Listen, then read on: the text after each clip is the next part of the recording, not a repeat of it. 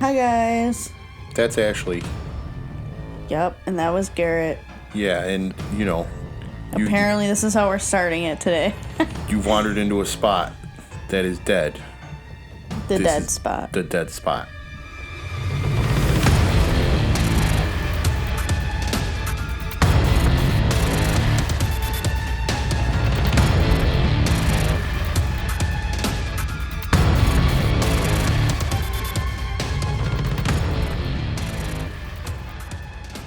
Did you hear that the bike path rapist is dead? Dead. Dead. Yeah, he's dead. He's dead in prison. He passed. Yeah, but he passed on. He had to because he was shitty. And you might just hear about it on a future epi, but what did he do? What did he do? Yeah. I mean, I think the name is pretty obvious. Yeah, he raped women on a bike path in, was it Amherst, New York? I thought it was Clarence. Yeah, either way, Western New York. And yeah, without giving too much away for a possible future episode, he was serving a life sentence and he just died in prison. Yeah, like a couple days ago. Like a little bitch. Well, yesterday was New Music Friday, so I'm looking around my Spotify. I'm like, I don't fucking know who any of these people are. Like, I don't know any music these days. Who just released albums, and then I saw Stained. And I was like, hell yeah, brother. You were like, brother. I've been waiting 10 years for this. Now, I tell you, I didn't know Stained was a thing anymore, but it was pretty good. Yeah? This is just him and his guitar? No. It's Stained. They got the whole Stain back together. The band's back together? The whole Stain is there. So, yeah. Just like it used to be back in the better days. The Bills won last week. Finally. Yeah. God bless. Yeah, we needed that. But not Joe Burrow and the Bengals. Don't talk shit about the Bengals. I'm just saying, they didn't win either. So? They're playing the long game. Yeah, well, they're trying their best, and it's not good enough. That's all we all are doing. It's not good enough right now. I don't know if there's anything else to talk about, because... Maybe we can talk about that doctor. Because I was going to say, if I get started on how shitty fucking people are at driving, like, we would be here for hours, and that would be a whole ass episode on its own, but I don't know how some of these fucking people got licenses in the first place. Oh, it's rough out there. They just hand them out in cereal boxes nowadays. I don't know, but it's rough. Yeah, I hate driving. If I ever become rich, I just want to hire a personal driver. I love driving and everything. I just don't like other people driving. Remember in the beginning of COVID when, like, no one would be driving because everyone was afraid in their homes? But I still had to go to work because I was an essential worker. So I'd drive to work and literally there'd be, like, one other car on the road. I was still going to work, too, but then I got laid off because I was one of the newer guys. It was amazing. Yeah, and we had to fight each other about toilet paper, and there was nothing on the shelves. Remember when we actually needed toilet paper, though, and we literally couldn't find any anywhere? Because everyone had, like, 50 rolls. But the secret was, the gas station on the corner had some rolls, so I just didn't tell anybody. Listen, the secret also was apparently, my parents said they went to the Made in America store. So, that'll do it. Apparently, that's the only place they can find toilet paper. Well, USA, baby. Okay, are we going to talk about fantasy real quick? Well, hold on. Okay, so we just had to take a quick break, and I'm listening to the sports radio out there, and whatever national radio show is on right now, some caller suggested that the Broncos trade Russell Wilson to the Jets for Zach Wilson because Zach Wilson is like Drew Brees. I don't think that's accurate. So I think he's been, I don't know, but I hope that guy has a. I don't know what to say. That's the dumbest shit. I hope I win in fantasy this week. That's the dumbest shit I've ever heard, man. I've been getting annihilated last week I had a 99% chance of winning and then mysteriously still lost. That's football, baby. I hate it. You never know. That's why we play the game. I hate it. That's why you just try your best and pick your guys and see what happens. So, but the rotisserie pigs are 1-1. So, we're going to go for a second win this week. Good luck. Godspeed. All right. So, today we're going to switch it up a little bit, and it's not going to be like a murder, like the last few or however many have been. So today we'll be talking about the Myrtles Plantation. The Myrtles Plantation is in St. Francisville, Louisiana.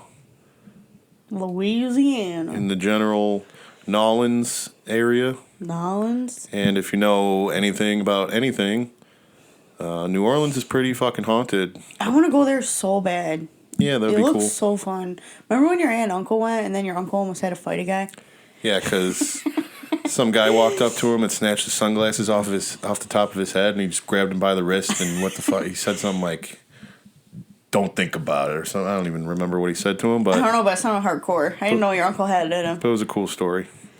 Yeah, well, you know, because we're usually cool and fun until we have to not be. And then we'll grab you by the wrist and say, "Don't." Yeah, you're so hardcore. You know? So here we go with the Myrtles Plantation. It was built on 600 acres in 1796. First of all, I don't know how big an acre is, but that sounds like a lot of land. Well, that's probably why it was a plantation, and they probably had a lot of slaves to take care of that land, because that is a shit ton of land. That's 600 acres in 1796 by General David Bradford, a.k.a. Whiskey Dave. Not Vodka Mike. Why was he called Whiskey Dave? Not Tequila Steve. I think it should be like Tequila Tom. Whiskey Dave. And the property... Tequila Tammy. The original name was Laurel Grove. Whiskey Dave earned his nickname from his involvement in the Whiskey Rebellion, a violent uprising of farmers and distillers in western Pennsylvania to protest a whiskey tax imposed by the federal government that began in 1791 and ended in 1794 during George Washington's presidency. Did you see that video on TikTok where the parents, like, had a water tax so the kids, like, threw all the water in the pool? No. It's like an ode to the Boston Tea Party or whatever. Well, that's silly. It was funny. That's silly. During the Whiskey Rebellion, President Washington ordered 13,000 troops to the Washington, Pennsylvania area to exercise the power of the newly formed government. When the troops arrived in Parkinson's Ferry, they began arresting rebels, and one of those who had a warrant out for his arrest was Whiskey Dave. But Whiskey Dave escaped. Was it through an open window in an interrogation room? Almost. He was warned of a cavalry unit coming to capture him at his home, and he made a great escape by leaping out of a window from his home onto his horse, galloping off into the night, headed south until he finally arrived in Louisiana. That was my second guess. I'm just kidding. The horse story is a legend, apparently. Instead, he casually ditched his family and left for Pittsburgh. Oh, casually ditched his family. Left for Pittsburgh, took a coal barge down the Ohio River to Spanish West Florida, a.k.a. Nolens. What's a coal barge? A coal barge? Like a ship? Like a big ship. I thought you said cold. No, well, it might have been. I don't know. A coal. C-O-A-L. Coal. Coal. He took it down the Ohio River to Spanish West Florida, a.k.a. New Orleans. And in 1797, he completed construction on a home now known as Myrtles Plantation, where he lived alone until he received a pardon from President John Adams in 1799 for his involvement in the Whiskey Rebellion. He was then joined in the home by his wife and 5 children from Pennsylvania. Whiskey Dave died in 1808. RIP. And his widow Elizabeth continued running the plantation until 1817. She then handed over management to her daughter Sarah and Sarah's husband Clark Woodruff before Elizabeth's death in 1831. I feel like it's relevant for you to know that at this time, Clark Woodruff was 35 and his wife Sarah was 14. What? Yeah, you heard that right. Clark was 35 and Sarah was 14, and they were married, and they're operating a large piece of land. Wait a minute. That girl could, like, be his child. Well, shit was different in the 1800s. Really? Because last episode I said something about 23 and 17 and you were freaking out. Well, because that was modern times. That was like 1970. Yeah. Not 1831. I mean, I still think it's weird to be like, hey, my kid is 14. She's finally bled. Do you want to be her husband? I didn't make the rules in the 1800s. So pretty much he was running the farm, not her, because she probably had no rights in 18 whatever. Probably not. I'm going to get angry. He'll be fine. The Woodruffs had 3 children. They had 2 daughters. Oh, wait, so she's popping out kids at the age of 14? Well, whatever age she was at the time of the popping, as you put it. Daughter is Cornelia Gale, which some sources I saw list her name as Africa Gale, but I saw Cornelia more often than not, so I'm going to roll with Cornelia. And Mary Octavia, as well as a son, James. They also reportedly owned a slave named Chloe, who was a house servant responsible for cooking, doing laundry, taking care of the children, and even servicing Mr. Woodruff sexually. And it is unknown whether or not Sarah was privy. So, taking care of all that. Chloe would eavesdrop on conversations via keyholes throughout the house about the goings-on of her fellow servants, such as who would be sold or traded to another owner, if any new slaves were to be brought in, and any other despicable slavery time type shit. Well, I mean, I'm sure the servants are the people who knew everything that was happening in the house. Yeah, so she just wanted to try to, So I'm sure like info. they told like their neighbors and stuff. I mean, they're the ones who had all the hot gossip. Mm-hmm. But Chloe was also listening in to hear anything about her own standing, as she had become suspicious that the Woodruffs had grown tired of her. But one day she was eventually caught, and Clark Woodruff was pissed the fuck off. As punishment, he cut one of her ears off. Oh my god. Kind of like when one's hand is cut off as a consequence for stealing. She was then to wear a green turban to keep her head covered, as she was then sent back to work in the kitchen located in another building on the gigantic property. So he caught her. He's like, I'm going to cut that fucking ear off, teach you a lesson. And she's like, cool, for all the times I had to service you, you're going to cut my ear off? And now you go work in another building because I'm sick of your bullshit. And then she should have said, cool, why don't we cut off your dick? Well, she didn't do that, but... Oh, I thought you were going to be like, well, she does. And I was going to be like, yes. Kind of, in a way, almost, not really like that, but one day Chloe cooked up a plan, because she would cook and stuff. Never mind. That was a terrible joke. She cooked up a plan and volunteered to bake a birthday cake for one of the Woodruff kids' 9th birthday. Chloe's plan was to bake the cake in a way that would get the children sick, but just a little bit. Then the next part of her plan was that she would save the day with a remedy to reverse the effects of the poison. Classic. Chloe would save the day, the Woodruffs would be grateful, and she would reclaim her position as a house servant. But I'm assuming things went terribly wrong. Maybe. The cake that she baked contained boiled oleander leaves, which creates an arsenic-like liquid that she poured into the batter. Oleander is also used as an animal poison, most commonly rat poison. Oleander is a common ornamental shrub often used as a median divider in warmer states such as California. The plant is extremely toxic, and a single leaf can be enough to kill an adult. I see where this is going. But her plan failed due to incorrect measurements, and as a result, Sarah Woodruff and the Woodruff children all died within hours. Chloe fled the home and confessed to what she had done to her fellow slaves, expecting them to protect her. But they didn't. They sold her ass out. Wow, that's fucked up. Because Mr. Woodruff was not present during this incident, so a mob comprised of the other slaves on the property took it upon themselves to hold Chloe accountable for what she had done, out of fear that once Woodruff returned, he would impose punishment upon all of them. They captured her, dragged her into the woods, and hanged her from a tree on the property grounds. Her body was then cut down and thrown into the Mississippi River with a heavy rock tied to her body, a recipe for a restless spirit. Pun intended. Recipe. I get it. Because she tried to bake a cake with poison. She cooked up a plane. You can't steal my joke now. In 1834, Clark Woodruff sold the plantation and its slaves. It's a southern plantation in the 1800s. Wait, so, like, was he, like, upset?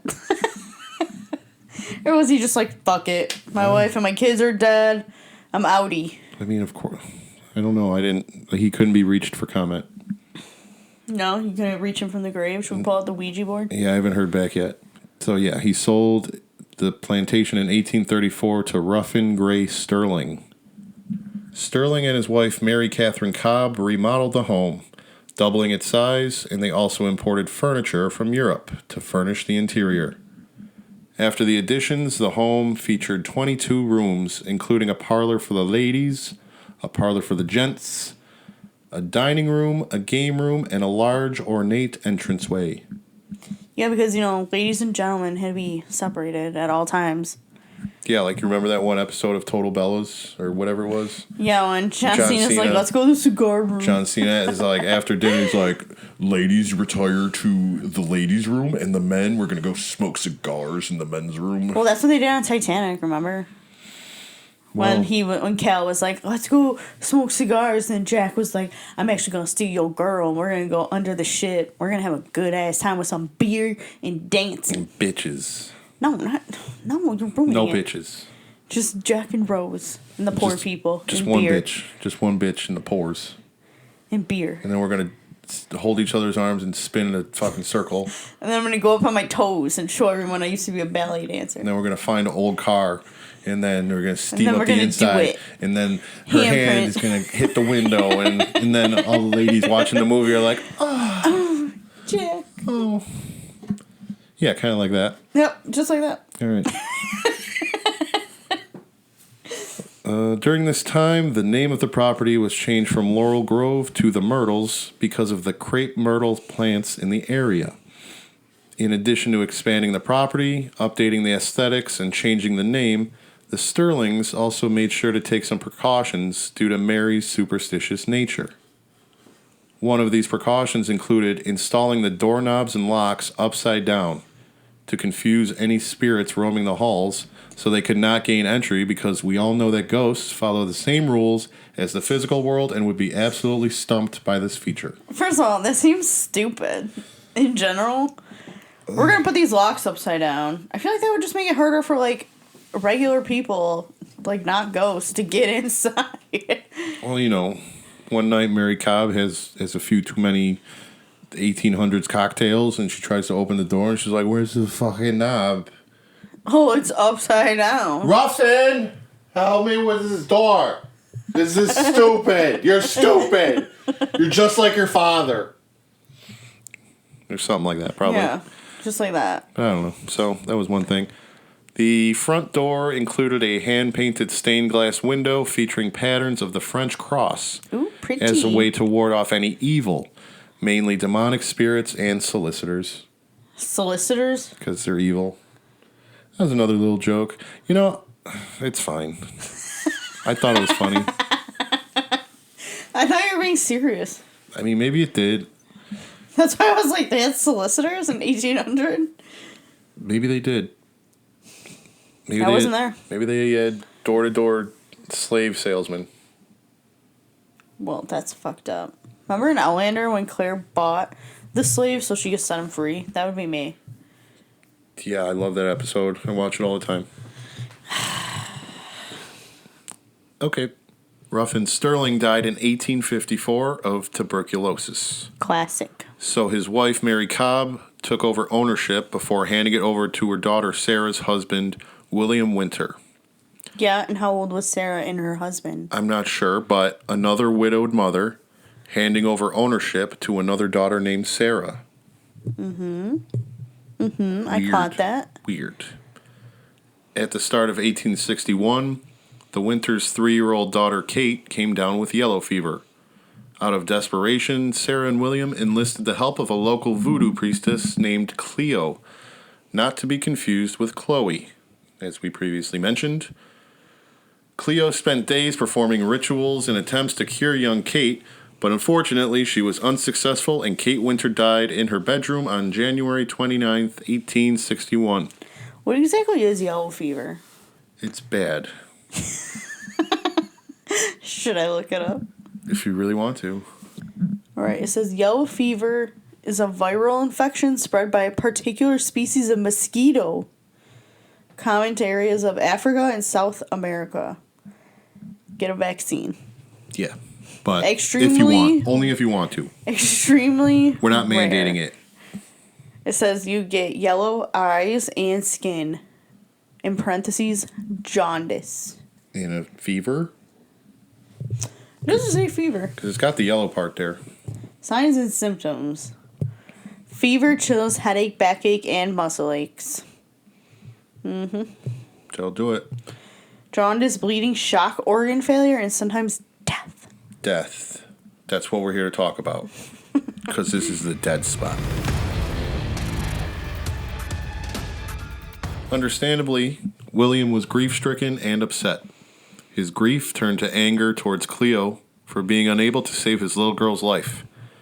In another instance of previous events repeating themselves and also similar to the fate of Chloe, William Winter lashed out and had violently hanged her from a tree. Like the same tree? I don't know. Because that would be creepy. Yeah, not sure. However, in another source while searching for Cleo, I found that an 11-year-old slave girl by that name had died on the plantation due to some kind of tragic accident. So, one Cleo, two Cleos, mixed up stories, mixed up names. Who knows? Who knows? I don't fucking know. Who knows? I don't fucking know. I don't know shit about nothing. The home also survived the Civil War, but the furnishings and the family fortune did not. Union soldiers ransacked the home, and as a result, at least 3 of them were killed inside the house.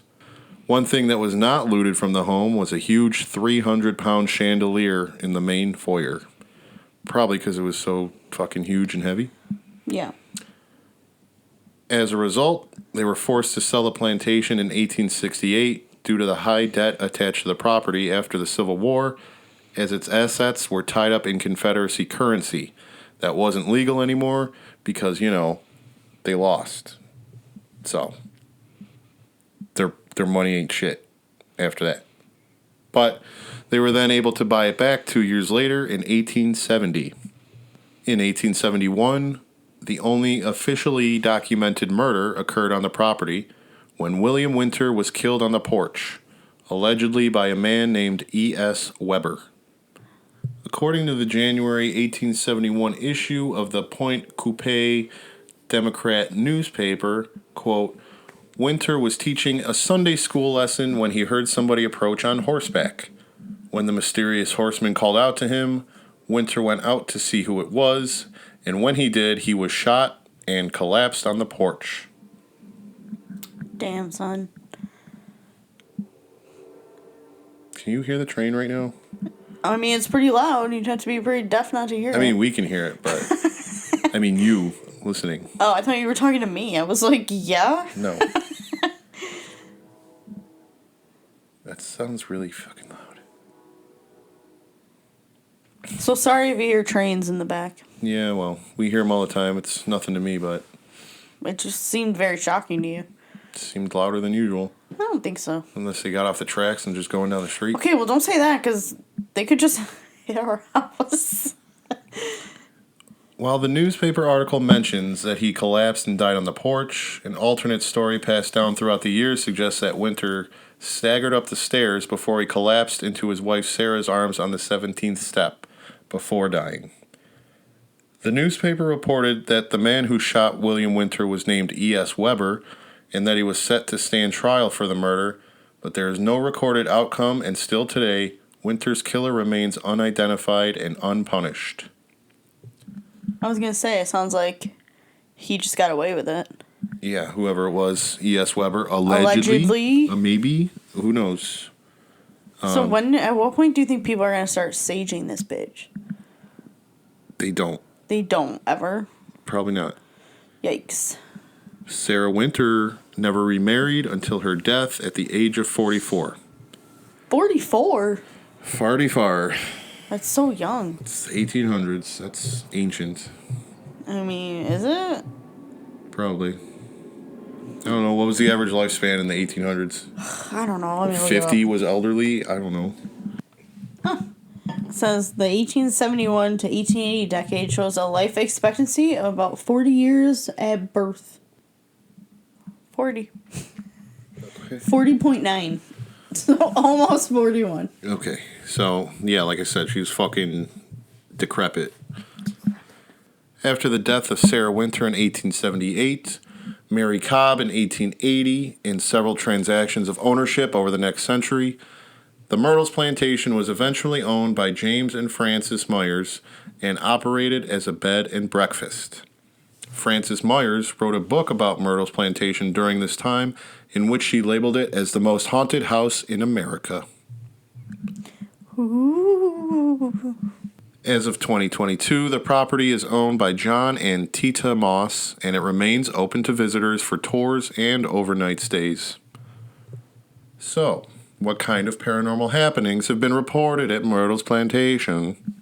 Why did you just start talking like that? Because this is the scary part. Okay. So now you're like a vampire from Transylvania? Something like that.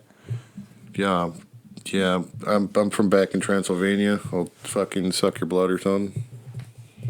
It's not the same. Nailed it. Anyway, as with most hotbeds of paranormal activity, the plantation is rumored to have been built on top of what? A grave. What kind? An Indian burial ground. Yeah, because of course it was. More specifically, it was built upon the burial ground of the Tunica people who inhabited the Mississippi River Valley, and sightings of a young indigenous woman have been reported around the property. Yeah, she's probably like, bitch, this was my home first. But you didn't listen. You Didn't never listen. You never listened. Nobody ever listens. As for Chloe, the slave that had her Ear cut off. Mm-hmm. There is no official documentation to prove that she was a slave to the Woodruff family or even ever existed at all. Well, of course not. I don't think any of them had, like, documentation unless they had, like sales documentation. Right, but there's never been anything found to prove that she even existed. So, but while it's rumored that Chloe's plan to poison and subsequently heal the Woodruffs back to health had killed them, Sarah, Cornelia, and James had apparently actually died from yellow fever. As previously mentioned, Yeah, but all at once?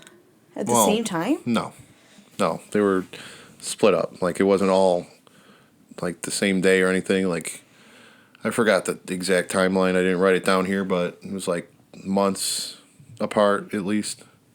So, as previously mentioned, young Kate Winter had also died from yellow fever about 30 years after the Woodruffs had. Another eerie coincidence? Or What? it's just the time when people would get yellow fever and die.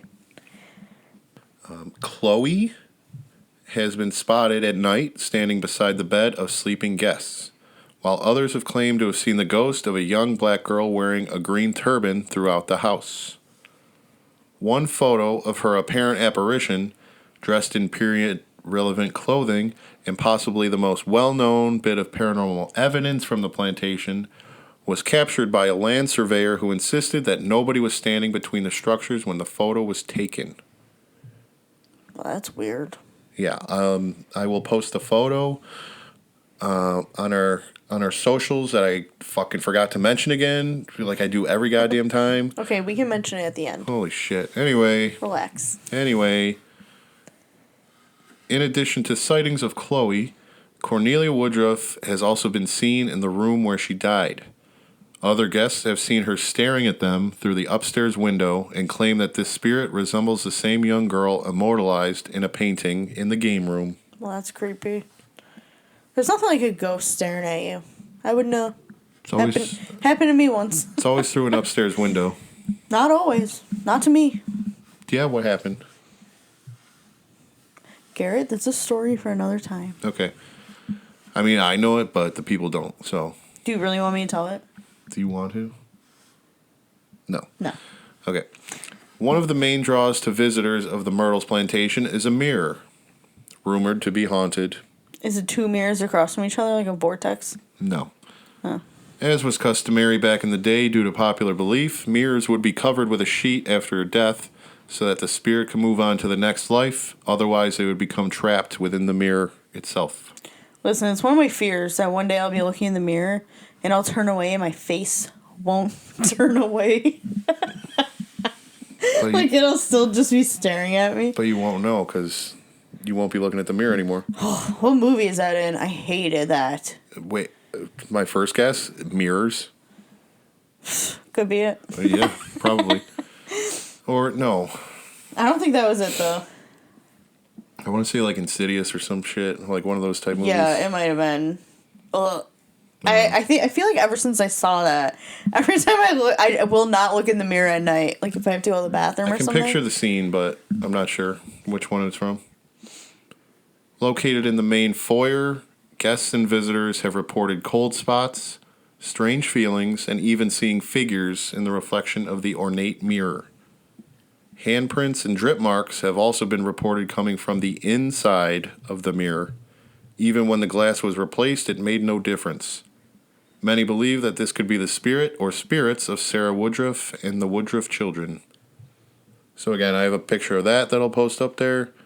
In one of them, you could see like a little smeared handprint on the, like a child's hand, like near the top of the mirror. So. Don't like that. Ghost kids are scary. Oh yeah, they don't know any better. They're just trying to play with you and whatnot.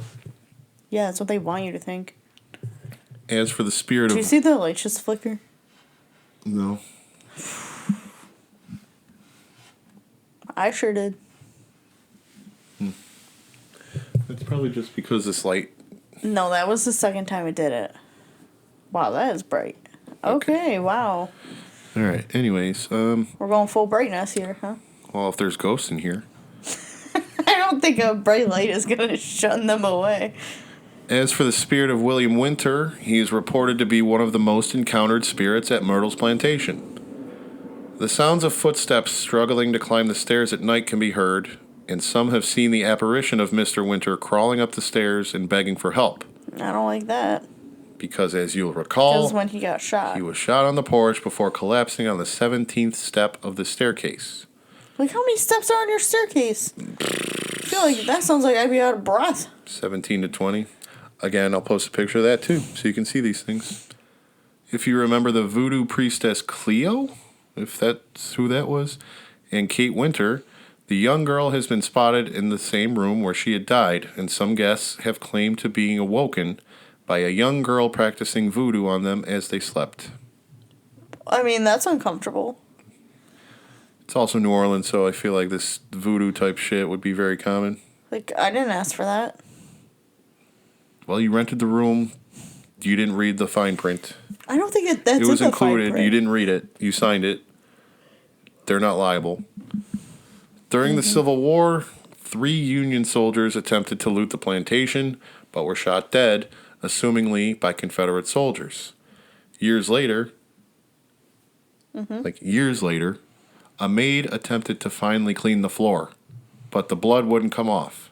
Well, yeah, it's been years. So is it because she waited years to try and clean the shit up that it wouldn't get clean? I mean, I'm going to say yeah. Maybe. That's probably why. But some have claimed to have seen the bodies of 3 soldiers in a pool of blood in that very exact spot on the first floor of the house. So, ghost blood. I mean, I don't know if I believe that one. In 1987, author/owner Frances Myers, who had written that book about how it's the most haunted house in America, had a paranormal encounter of her own. Frances was sleeping in one of the bedrooms on the main floor when she was awoken by a figure at her bedside. The figure appeared to be a black woman wearing a long dress, holding a candlestick, and on her head was a green turban. It was Chloe. Terrified, Myers hid under the covers, as you do, because we all know that bed sheets are no match for ghostly visitors. Honestly, probably I'd do the same. Impenetrable force field. I would just shut my eyes and be like, please go away, please go away, please go away. So that's what she was doing. But then she slowly peeked out of the covers and raised a hand to reach out to this figure. When it suddenly vanished. Yeah, she's probably like, don't touch me. She's like, ugh. She's like, ooh, a human. So you're going to hide under the covers and then reach an arm out to touch it? A grand piano on the main floor reportedly plays itself. Like DJ Khaled style. DJ Khaled. You played yourself.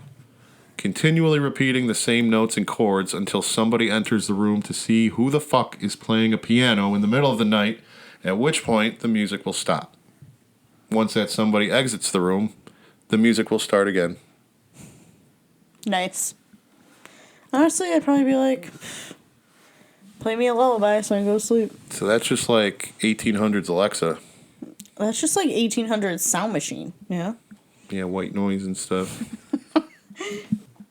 An employee who was hired to greet guests at the front door had seen a woman wearing a white 1800s style dress who quietly walked through the gate, didn't speak a word to him, continued to the front door of the house, and passed right through it before vanishing into the home.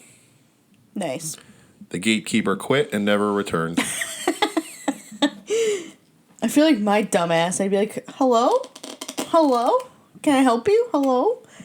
Like, she don't need your help. She knows where it is. She knows her way around. She knows where it is.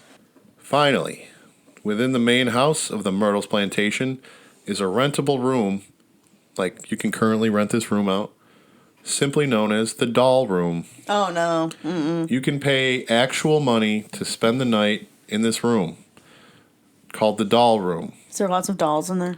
It is not covered in dolls, but there are several dolls in the room if you don't mind the extra company. It's, from the pictures I saw, it's pretty much just like a little mantle, and there's like 4 to 5. That's too many. Like little porcelain dolls. I don't like those dolls. They're creepy, and they always like stare into your soul. Well, funny you say that. So, hold on.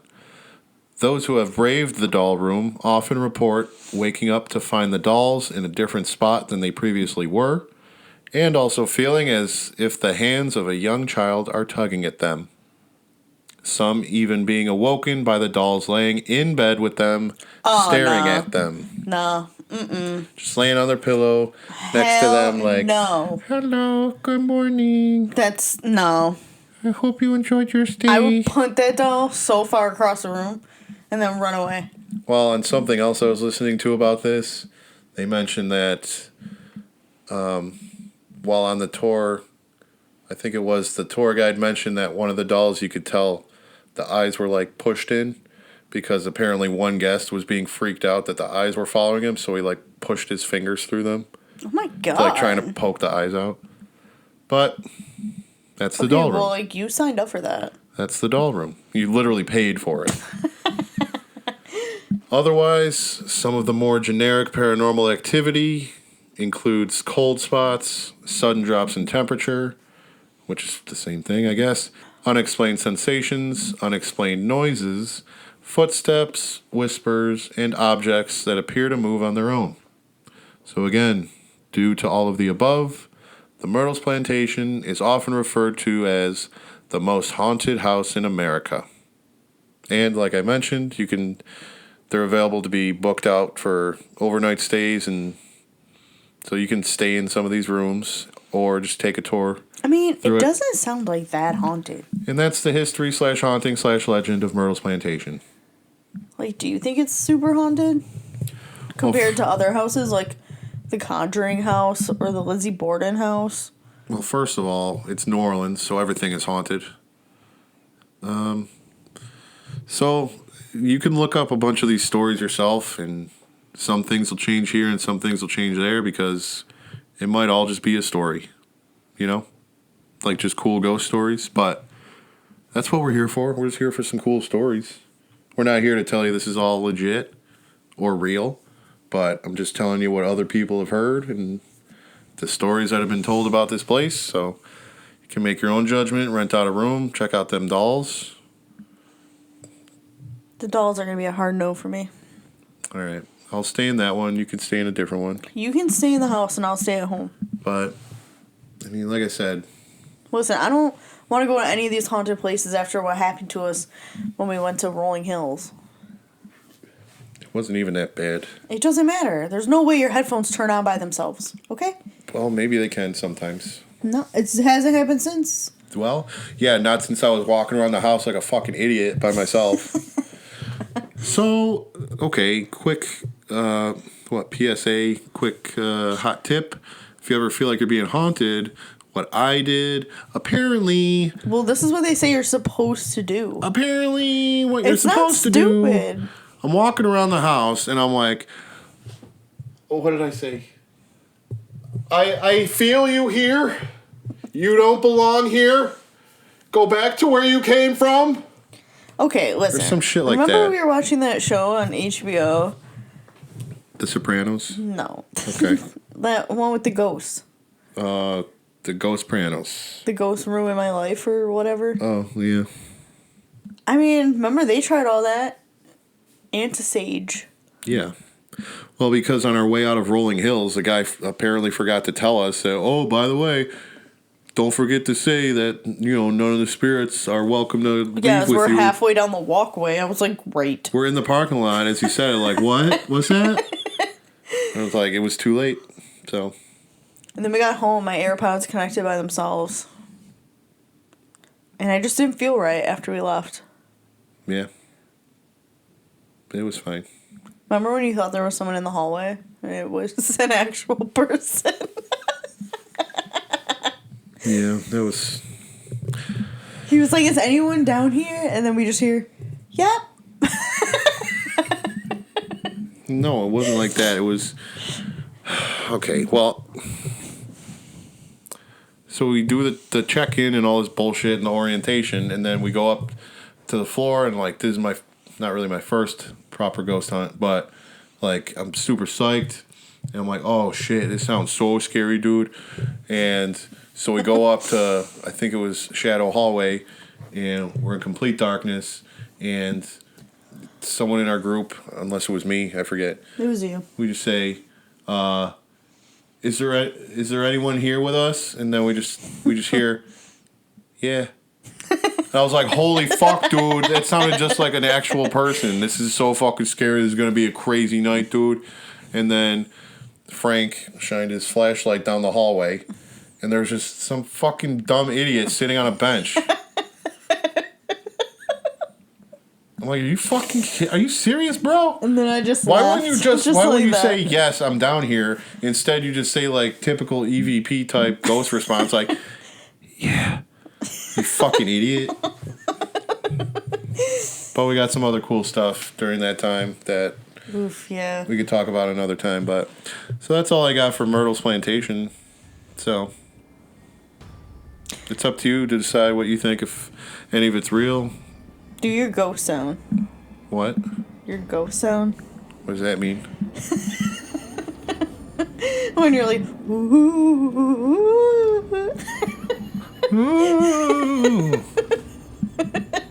You did it the one day. On the one episode. That was a one-time deal. Oh, okay. Anyway. So... Yeah, as I mentioned before, we got our Instagram. We got that, and a Twitter, Deadspotpod, all one word. Our email is deadspotpod@gmail.com. Yeah, we got a request, so I'm gonna have to do that one. Yeah. So that's it's about where we're gonna end it now. So yeah, so hope you enjoyed that spooky tale, and I guess we'll do more spooky stuff since Halloween's coming up and everyone's rushing everything. Yeah, so check all that shit out. Rent a room, visit it. It's haunted. Look for Chloe in her turban. Yeah. And that's it. Be safe. Love you. Bye. Bye.